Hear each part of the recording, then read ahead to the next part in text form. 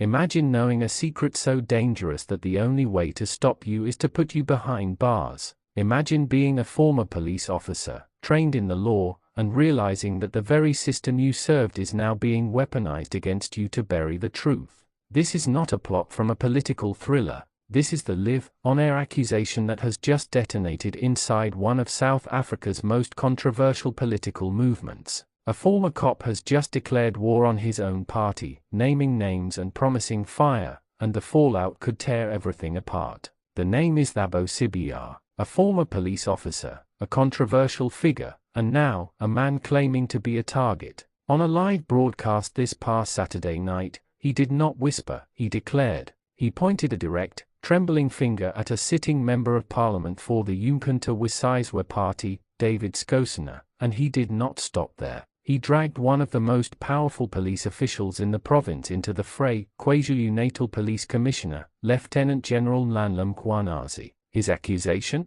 A conspiracy to fabricate charges and have him imprisoned. Let that sink in. A provincial police chief and an MP, allegedly collaborating not to fight crime, but to create it. To construct allegations from thin air with a single purpose, to silence a man. And why? According to Sibiya, because he refuses to play what he calls their corrupt political games. Because he has information, explosive information about corruption and internal betrayals within the MK party itself. I have evidence, Sibiya claimed to his audience, a digital courtroom. They desire to see me incarcerated because I refuse to participate. This is the nuclear option in political infighting. This goes beyond leaks to the media, beyond whispered rumors in corridors. This is an allegation of the state's coercive power being hijacked for a political hit job. Sibiya framed it as a simple, brutal strategy: send Sibiya to prison, discredit the whistleblower, tarnish his name, and more importantly, lock him away where his voice can't be heard. What do you think is the most effective way to silence a whistleblower in politics? Is it character assassination, or is it actually throwing them in jail? Let me know in the comments. But this story is so much bigger than one man's defiance. This is a flashbulb illuminating the deep, festering fractures within the MK party. Insiders describe a party already on the edge, its unity fragile, with rival facti encircling each other in the wake of recent controversies. And into this volatile mix, Thabo Sibiya has thrown a lit match. His allegations are not just about him, they are a symptom of what political analyst Dr. Nhlanhla Dlamini calls increasing paranoia and ache conflict over control and credibility. Think about the timing. The party is navigating immense pressures, trying to establish itself as a credible force. And now, one of its own MPs is being accused of conspiring with a top cop to jail another member. This isn't just a scandal, it's a full-blown internal crisis that plays out every worst stereotype about political corruption and police politicization.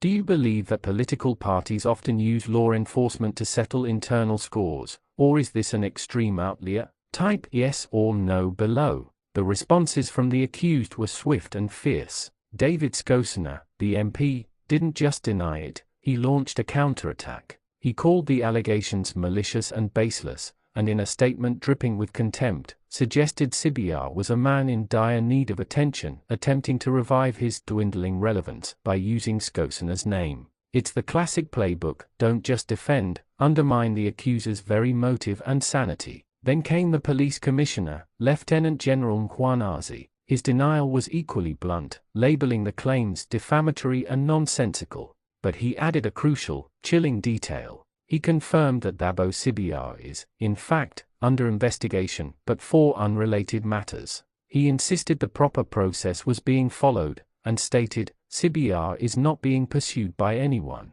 The law operates without regard for political affiliations. So, we have a perfect storm. A man crying conspiracy is indeed under official investigation. Is this proof of his claims, or is it the predictable consequence of his own actions catching up with him? Which side of this are you leaning toward right now? Share your initial gut feeling. This is where the narrative splits into two utterly irreconcilable realities. In one reality, Thabo Sibiya is a brave truth-teller, a man holding evidence so potent that the powerful have no choice but to try and cage him. In the other, he is a desperate, attention-seeking figure, lashing out as legal troubles close in, trying to create a political shield out of wild conspiracy theories. There is almost no middle ground, and the silence from the MK party's top leadership is deafening. While sources hint at a possible internal investigation, the official void is being filled with speculation and dread. The implications stretch far beyond a personal feud.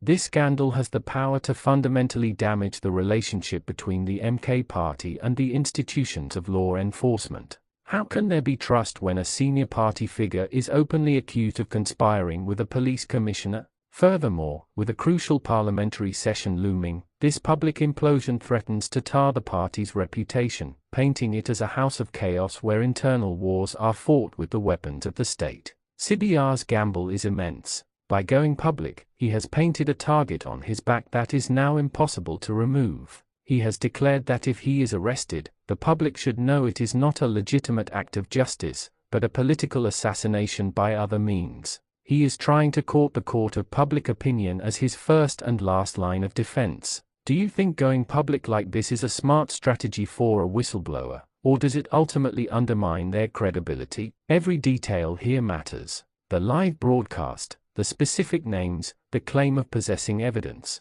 This wasn't a leaked memo. It was a performance, a direct appeal to the people over the heads of the powerful. It was designed to be viral, to be ignorable. And now we, the public, are the jury. We are left to sift through the claims, the denials, and the ominous confirmation of an investigation. What kind of evidence could Sibiya possibly have? Recordings? Documents? Names of other compromised individuals? He claims the termination of numerous careers will follow if he talks. Is this bluster, or is there a real cache of information that could bring down others? What form of evidence would you need to see to believe Sibiya's incredible story? A recording? A paper trail? Comment below. The deeper we go, the more this resembles a classic power struggle in a movement born from struggle. The MK party carries a legacy of resistance, and now its internal politics are exhibiting a brutal, survivalist edge. The allegations of corrupt political games and internal betrayals suggest that the battle for the soul and the direction of the party is reaching a fever pitch.